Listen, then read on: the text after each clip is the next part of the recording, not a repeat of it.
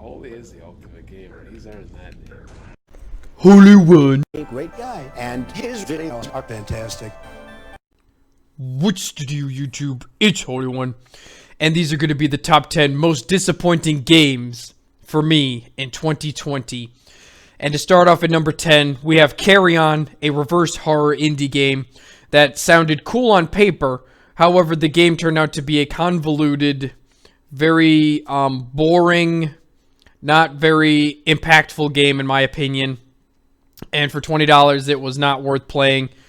The game's reviews were sitting around a 6 and 7. The game could have been a lot more than what it came out as is. So it turned out to be a very disappointing indie game, and I can't recommend playing it, but hopefully if they do make a sequel for this game, it will be better. At number 9, we have The Wind Road, which is a Chinese-developed game, which basically it's like visually it looks very nice. However, the combat in this game is very convoluted. There's no really any English dub that can really help the game when it comes to overall experience. But hopefully with some updates and patches, this game could be a lot more than it currently is. The game is in early access, but it might be leaving early access soon. But once they fix the issues with this game, definitely check it out. It does have a lot of potential, but unfortunately it disappointed me playing it this year. But hopefully they can fix this game with the issues it currently has. At number 8, we have a Nintendo Switch exclusive called Ninjala, which released with extreme server issues. It's basically like a Splatoonish looking game, but with more melee added to it. And unfortunately, the game, with its many input lags, Nintendo's online isn't great with the game. It did have a lot of players playing it, but unfortunately the game is plagued with some bugs. The gameplay just doesn't feel that great to me, but hopefully Nintendo and the developer can release some patches, updates, add some more maps, because the map selection was very bad when this game was out in beta testing, and I still couldn't get into it, so they definitely need to work on improving this game and hopefully bring it up to snuff. At number 7, we have Fall Guys. Now, Fall Guys was a really fun game. However, it took them forever to release new seasons, so the content got very repetitive and boring after a long time. And they releasing the seasons taking too long was a big setback. The player base has definitely fallen off quite a lot because this game had like a big boom, but then it suddenly just started to drop off and peak. However, Fall Guys is still a very fun game if you like playing those Mario Party games and stuff like that. It's definitely worth checking out. Hopefully, when they release more content with these other new seasons, instead of revamping maps and stuff, then definitely check out Fall Guys. It still has a lot of potential as a game. At number 6, we have Cyberpunk 2077, which I streamed on GeForce Now just to try out the game. The game does have a lot of bugs, issues, and graphical glitches. Even for the PC version. However, this game was released in an unplayable state on the last generation consoles, which they shouldn't have released on, and they still haven't released any noticeable patches for the upcoming game until January or February, and this game has plagued with a lot of issues. The reason this game is on my most disappointing list is because I know CD Projekt Red are going to fix this game over time, just like when they fixed The Witcher 3 that released with some bugs and issues on consoles. So hopefully they can iron these issues out in the coming months and make this game what it should have been at launch. At number 5, we have The Wonderful 101. Now, I am a big fan of Platinum Games. However, this game, in my personal opinion, is not fun whatsoever. It's very convoluted with the characters that you have to put together and all that sort of thing. And the game overall is just a huge disappointment to me. And the gameplay, the game itself just isn't up my alley whatsoever, and I was very disappointed with playing the game. Not that the game is bad. I'm sure there's an audience for people who play this game. But in my personal opinion, the game is just not fun at all. At number 4, we have Dragon Ball Z Kakarot. Let's go over why this game is trash. So, Dragon Ball Z Kakarot, performance-wise, on PC doesn't unlock the resolution unless you mod the bitch. So, it's locked 30 frames in 4K on Xbox One, so performance is not the greatest for this game. On top of that, the attention to detail is limited, probably close to on par with Xenoverse 2, so copy and paste that. The combat is also copy and paste Xenoverse 2, and don't give me the, oh, well, it's slightly different, you could travel the world. The missions are repetitive. There's no point in doing the missions because they don't give you a lot of experience. You can pretty much just skip them entirely. and you guys told me to give Act 1 a chance, or Mission 1, whatever. My reaction to that is this for you. Flat! You're flat! I want you all to take a serious look at yourselves. Okay?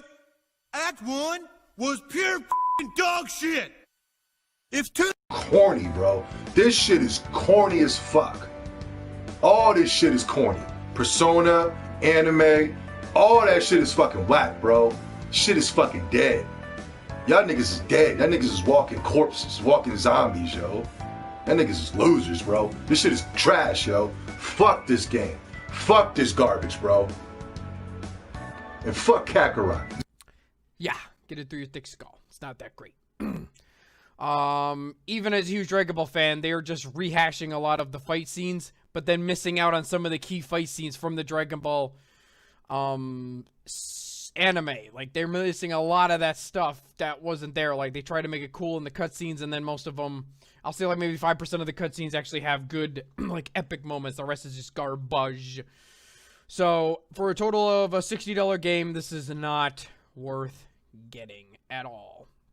On top of some other things, it's a rehashed Xenoverse 2 game with some open world elements that are barren at best. So this is basically another One Piece World Seeker game, basically. So this game is not worth getting. All the hype around it is false. It is a trash game. Do not get it. At number 3, we have My Hero 1's Justice 2, another anime fighting game just like One Punch Man's fighting game, which was complete trash. However, this game does have some potential. I personally think the fighting mechanics in this game are much better than One Punch Man's fighting mechanics, and the character roster is somewhat decent.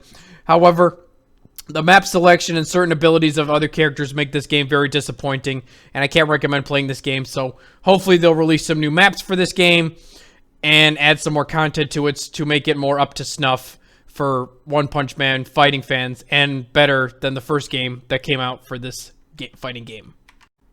At number 2, we have Gears Tactics. Performance-wise, runs beautifully. The game runs great. It's very well optimized for PC. The graphical options are very extensive, which means there's lots of ways you can tweak it. The game looks good graphically. It's a great PC exclusive. $60 is a bit pricey for this game. I wouldn't recommend paying that much for it. I would say it is definitely a one and done, because the game doesn't really offer much replayability. So let's go over the enemies. The enemies variety and AI performance. They're running around in masses against my gun line, while visually satisfying or ignoring out of cover. Gears sounds quite dumb when you slash them. Personally, the AI isn't that smart. The mission variety is pretty poor, in my opinion. Especially with the length this game is. You can beat it probably in about 6 to 7 hours. Maps, unfortunately, are too few to the point I already know where the enemies are at that point. So map variety is also a issue. When it comes to recruit management, it's just not worth it. There's no sense in leveling up the ones you are currently using, since in few missions you've just stripped them off. All their equipment just becomes a new shiny recruit appeared in a pool with 1 to 2 levels more than the ones you have. So it doesn't really matter whether you're going to use different characters. You're pretty much going to be using the same ones you're already using. So that's another gripe I had with the game. Customization of your team is quite pointless, since the combat is rarely up close. But when you do like a zoom in attack when you're attacking a grub or something, you do kind of see your character's cosmetics, but it's not worth it to the point where you can customize your character, so customability is kind of pointless at that point. Equipment management is very annoying. At times I totally be from, like, you'd have to review it from scratch, so equipment management is kind of a pain. And like I said before, once you complete the campaign, there is no replayability for the game. So overall, Gears Tactics is fun if you like games like XCOM or something like that. However, the game's Replayability, it doesn't offer any replayability. There's certain issues with the game. It's very simplistic and short, and the maps and other things don't offer variety for this game to be priced. And at number 1, my most disappointing game/expansion for this year was Destiny 2 Beyond Light. Now, not only did Bungie strip away all the content that was previously in Destiny 2 in order to add this new expansion, the expansion still didn't have daily activities when it launched. It was very subpar. You could beat it within 2 to 3 hours. They need to release content for this expansion, this content like crazy, because there is so little here that I got so bored of the game I just dropped it. Like, I don't know how people are still playing this. This game needs a ton of content added for what they took away. There is like nothing left here from what they have added, except for the new abilities and sorts of things like that. But overall, that's going to complete my list, guys. Let me know what you think in the comments below, and if you're disappointed with some other games that might have potential you might be playing later in the future. This is your boy Holyone. Out!